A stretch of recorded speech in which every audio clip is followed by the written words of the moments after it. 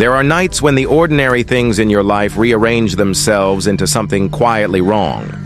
The kind of wrong that doesn't scream for attention but leans in close and waits. And before I begin, if you enjoy these stories, make sure to hit the subscribe button and subscribe to the channel, because tonight's collection will creep under your skin in ways you won't expect. Starting with a delivery driver who always worked the late route through a suburban sprawl that felt empty even when the streetlights were alive, he told me that at first it was small things. Packages stacked in places he hadn't left them. Porch lights he was certain he turned off flickering on the next time he passed. The faintest echo of footsteps in houses with hardwood floors made of the kind of wood that remembers old people. And one rain-soaked night. He knocked on a door and a little girl opened it with a flashlight and no expression. And when he asked where her parents were, she simply pointed down the hall as if directing him towards something he shouldn't see. And the hallway was lined with framed photos that all had been turned inward, so only the blank backs showed. And he stepped back, and the girl closed the door gently and walked away into the darkness. And he could still hear the soft hum of her flashlight as she moved between the houses like a tiny lighthouse in a sea of suburbs. And later that week, he found small, damp footprints in the mud beside his truck. Too small for any of the neighborhood's children, and laid out like a path leading nowhere. And he stopped taking that route home. There was a teacher who moved into a duplex after a messy breakup. Someone who thought a new place would mean fresh air and clean starts, and she told me the house had habits that didn't belong to her, yet somehow fit the rhythm of her life. The kettle would whistle an instant before she put it on the stove. The curtains fluttered when there was no breeze at all, and sometimes when she closed the bathroom door, a slow tapping sound would begin in the bedroom that matched the beat of a heart, but not hers. A polite metronome counting time for something patient, and she learned to flow with it for a while because fighting the little anomalies made them louder until the night she woke to the smell of wet earth in the living room and found her porcelain plant pots lining the hallway as if placed there to mark a trail toward the basement, and for reasons she couldn't articulate, she followed them. Descending into the dim coolness where the hum of the city seemed to fall away and the house felt as though it were being held open to let her look at itself.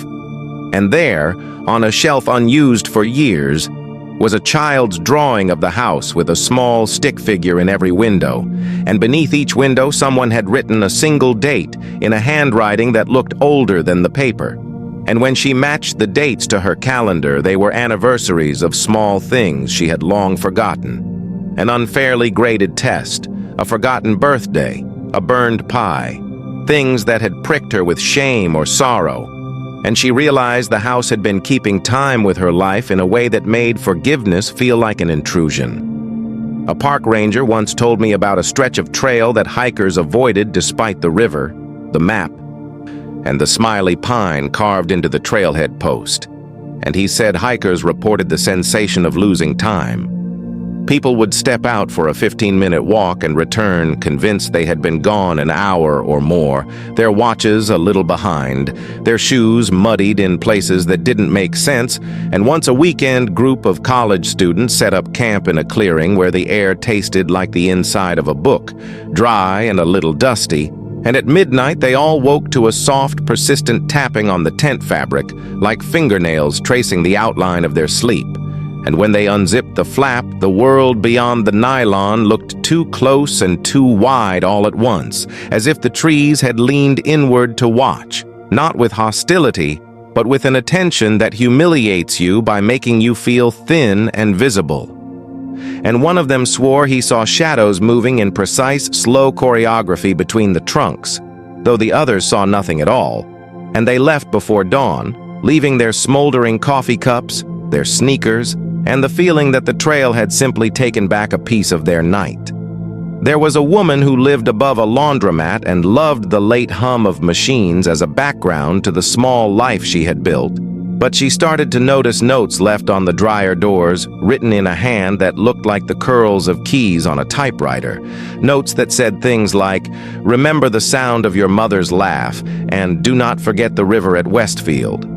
And the oddest part was the precision of the memories they referenced. Details only she would know.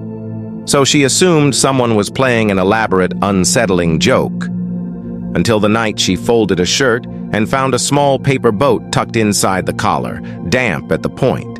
And later that week, she woke to the feeling of being watched through the floorboards and heard a faint, distant splashing, like someone walking in shallow water directly beneath her feet, though there was no basement, no alley, nothing that would explain the sound, and she left a note under a dryer the next morning that said, "Who are you?" And the reply, folded neatly beneath it later that day, said only, "A neighbor."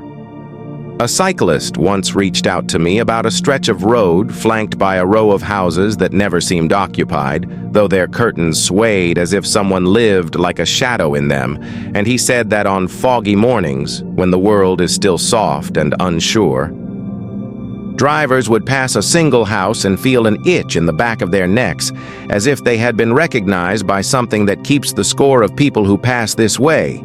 And he himself began to notice small things left on his bike seat after late rides. A coin set on edge, a leaf placed just so, an old receipt folded into the shape of a paper crane. And one night, as he rode home after a storm, a little boy stood on the corner with a lantern that burned a pale light, and the boy's face was entirely in shadow. But when the cyclist slowed to ask if he needed help, the boy lifted the lantern briefly, and the cyclist could see that inside the glass, something like a tiny map floated, marked with his own name and the time he usually came through. And when he blinked, the boy was gone, and the lantern lay on the sidewalk warm as if it had just been held, and the cyclist began to change his route. Somewhere on the edge of town, there is a strip mall with a dry cleaner, a cafe that stays open late, and a parking lot that swallows sound. And an overnight barista told me about the man who would come in once a month at exactly 2:10 a.m. and sit in the same booth, order a glass of water, and never drink from it. He sat with his hands folded as if in ceremony and tilted his head sometimes to listen to the hum of the neon sign outside that buzzed in quiet agreement. And when the barista tried to chat, he would only smile and say he was waiting for an appointment he couldn't miss. And later that month, the barista found a folded napkin on the counter with a list of times and names, and next to each name a single word like late or soft or remember. And the entries matched people who had later called months of friends to apologize for things they had no recollection of. And the barista decided there are some timetables you don't want printed. Halfway through these stories, if you're enjoying the ride and you want more, please like, share, subscribe, and turn on the notification bell so you don't miss what's coming next. Because the strangest ones are often waiting where you least expect them. Like a folded page in a book you thought you had finished, and there was an elderly man who kept a small antique shop crammed with curios the size of secrets. And he told me he had owned the building since the 70s. And that every so often someone would bring in an item that didn't belong to their family. An old shoe, a child's doll, a single key. And they would stand around it like gulls around a fresh catch, unwilling to touch, but unable to leave. And he said he kept those items on a shelf in the back behind boxes labeled with dates. And he never sold them because people returned too often with different stories, memories that were nearly the same but skewed at the edge where truth is softer. And one afternoon, a young woman came in carrying a small music box that played a tune she couldn't place, and she told him it used to belong to her grandmother, though she had no proof. And the man wound it, and the tiny melody filled the shop, and the light changed as if the building inhaled. And the young woman began to cry at a sound that was not quite sadness, but an ache for something she had never known. And she left the box and never returned. And the shopkeeper found a note beneath it months later that read simply, "I kept what I was asked to keep." A firefighter once told me about a derelict house at the end of a cul-de-sac where time seemed to pile up like old newspapers, and crews going in for training exercises would sometimes come back with their radios filled with static and the sense of being followed by a small, polite presence that did nothing but show up in the space behind them. On one drill, a trainee swore she saw a reflection in a broken window of a figure standing perfectly still in the upstairs doorway, though no one was there when they swept the rooms.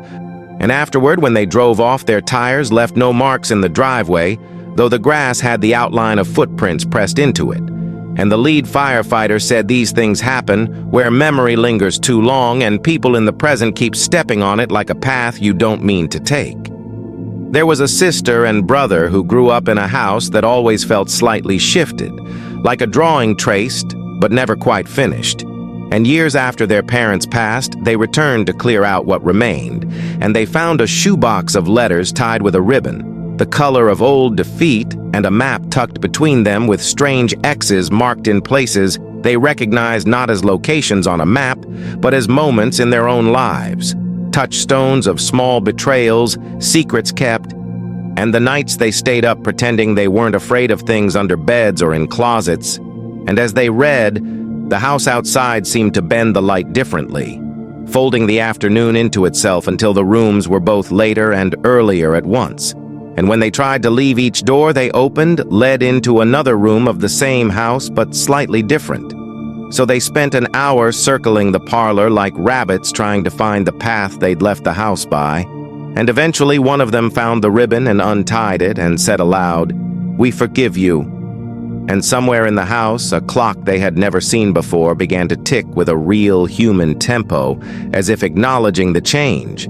And they left with a lighter step, though neither can quite say who forgave whom.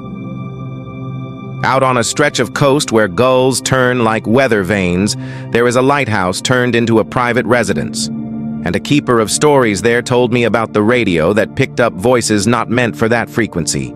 Callers who spoke in the warm, unmistakable cadence of levity and were asking for a license plate number, the name of a high school, or what kind of jam someone preferred. As if the airwaves occasionally host a party for people who pass through without announcing themselves, and once a storm rolled in and the radio crackled with a chorus of small domestic fragments, a child humming, someone clinking a glass, and then a voice clear as day said, "We left a light on for you." And the keeper couldn't find who had spoken, only the sense that someone had been kind long after kindness was expected. People I've spoken with over the years often tell me the same practical thing about these moments. They are not always frightening at first. They are curious, minor irritations that grow into a pattern and then into a conviction. And that is what unsettles us most, the insistence of repetition, the way the world keeps demonstrating a preference for certain rhythms. And so if tonight's tales make you glance at the corners of your own house a little longer or make you listen for the hush that falls right before a clock chimes, that's by design. Because the small details are where these stories live and where they stay. Patient as a bookmark, waiting for someone to begin again. And if you want more of these slow, true stories told in a voice that leans close and speaks plainly, subscribe and keep coming back. Because the world keeps making small offerings to anyone willing to notice them. And until the next time, keep your windows dim, your footsteps measured, and your curiosity light enough to leave room for wonder.